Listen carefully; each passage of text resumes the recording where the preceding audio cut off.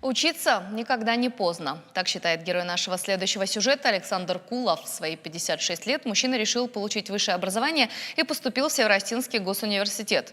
Какой факультет выбрал и как дается учеба новоспеченному студенту, расскажет моя коллега Тинатин Музашвили.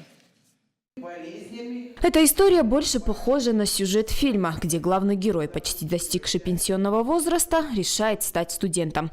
Здесь на занятиях Александр Михайлович для всех просто Саша. Он почти ничем не отличается от однокурсников. Сидит на первой парте, пытается успеть записать каждое слово преподавателя. Александр Кулов ушел из школы после 9 класса, но всегда мечтал получить высшее образование. Потом долго не мог определиться с профессией, поэтому сдал аж 9 предметов ЕГЭ. Я случайно приобрел в магазине книгу, называется «Геодезия. Это очень просто». И вот как-то я втянулся в это. А геодезия и география – это близкие науки. Школьникам сложнее это все дается. Хотя считается, что юным как бы легче учиться, но я по себе вижу, что мне гораздо легче. Легче, чем моему сыну гораздо.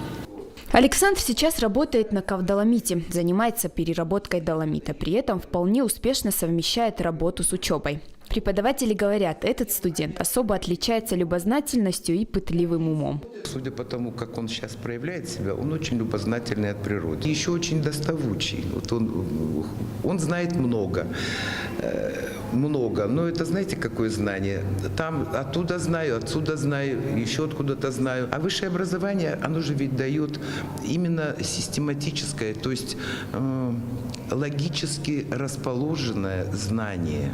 А вот в семье к решению Александра отнеслись скептически. Поддержал его только сын, который сам студент. Правда, после окончания университета наш герой пока не знает, что будет делать. Но говорит, хотелось бы работать преподавателем в сельской школе.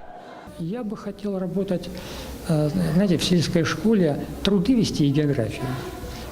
Сельская, потому что в городе просто не видно звезд.